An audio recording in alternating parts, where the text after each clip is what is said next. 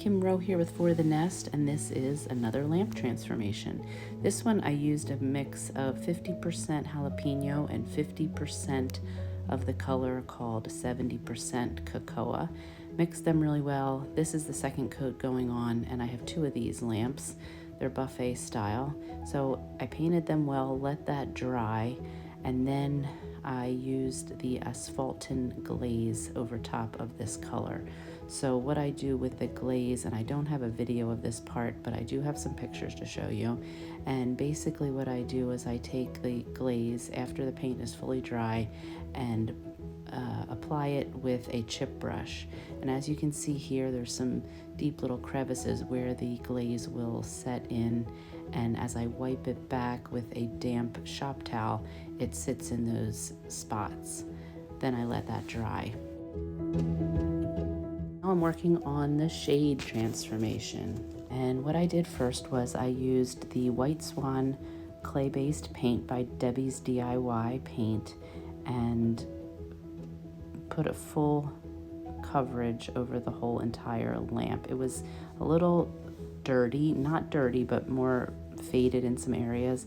And I always put a white coat of paint underneath when I'm decoupaging to make sure that the image will show nicely through the decoupage medium that I use. Here I'm going to be using Clear Coat by Farmhouse paint. It is what I had on hand because I was doing this in a snowstorm. A lot of times I also like to use the liquid patina by DIY as well. But this has a little bit of a sheen to it, but for the base coat, it really doesn't matter. And here I'm putting on one layer of the medium to just anchor my sheet of paper to get started. I like to use a scrunched up piece of plastic wrap or cellophane to just press it down, and what I'll do is I'll hold the underside of the lampshade while I press on the top and just try and even out the wrinkles and bubbles and things like that, making sure that it's got good contact there. I'll add the next layer and just continue to work my way down. This was just a small sheet of the industrial masterboard paper by Roycycled that I had left over from the first shade that I did. So I didn't want to waste it, and I cut a piece, dry fitted it first to get somewhat of the size that I needed, and then cut it so I wasn't working with such a large piece of paper. It makes it a little bit easier. Then I fold it back and I'll add in more of the top coat to just work in sections. I like to do it in sections so it doesn't get too tricky with the bigger pieces of paper. This one was not too big, so it worked out well. But I like to work in sections with the medium that I'm using so that it just goes on a little bit smoother that way as well.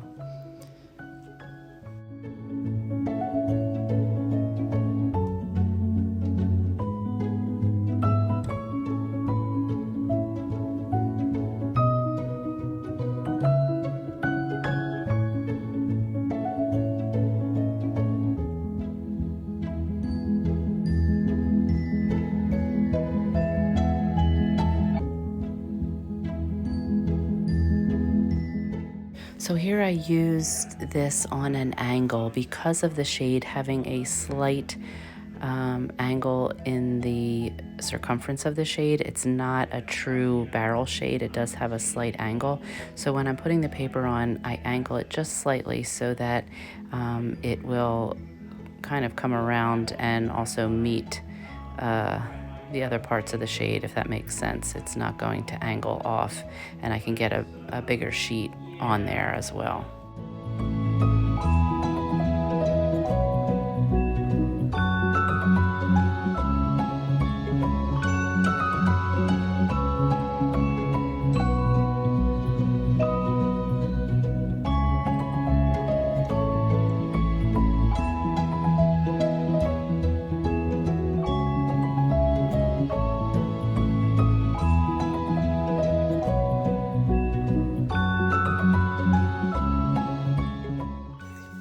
Continue to work my way around the shade, just adding on the top coat as my decoupage medium and doing little pieces at a time.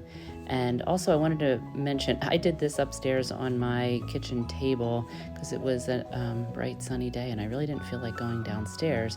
But one thing I liked was I had this cardboard box type of top, and I had it on my Lazy Susan, and it made it easy because I could kind of just keep spinning the shade in the direction that I needed. So it kind of gave me a little inspiration to find a Lazy Susan that I could use in the future for projects. It was really helpful. I found it the same for when I painted the actual lamp, to do the same thing. I had it on a piece of cardboard that I just would twist, and as I worked I could, twist the piece of cardboard and turn the lamp without having to touch it. Same thing with this shade. It just is helpful not to have to keep touching the wet parts that you just worked on.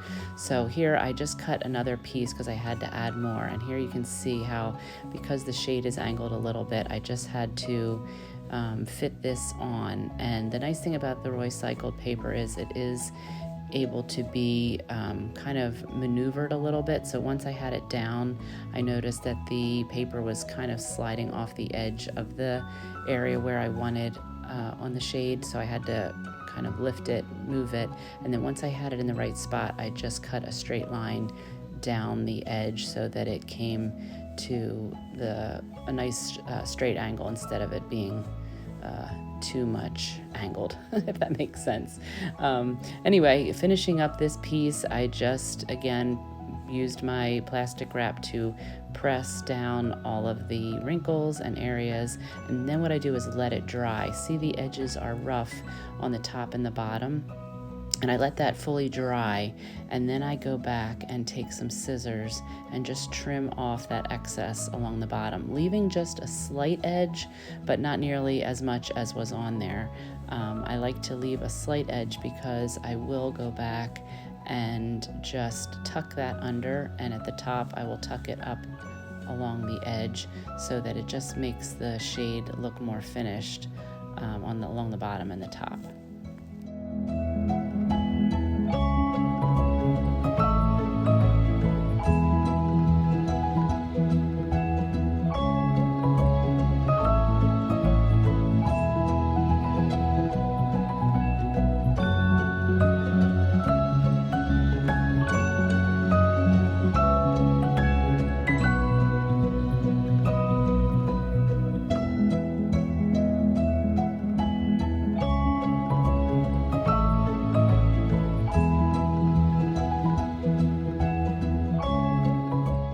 So here's where, once it's trimmed, just a little bit of the edge is longer than the actual shade, I will go around and take my brush, adding a little bit of the top coat to the paper, and then on the back side, and then just brushing down over the front side of the paper so that it just presses it down on the inside of the shade. I do this kind of all the way around the shade first, and it's pretty damp with the medium, and then what I do is I'll go back with just my hands and my fingers just to kind of mold it over top of the shade. So I find that if I let it sit for just a minute, it's not fully dry, but it actually will stick a little bit better than when it's first applied. So the final step is putting a top coat over the paper once it is fully dried.